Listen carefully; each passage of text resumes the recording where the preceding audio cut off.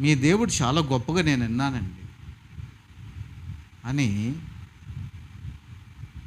మీకు నేను ఉపకారం చేశాను కదా, నాకు ఉపకారము చేయండి.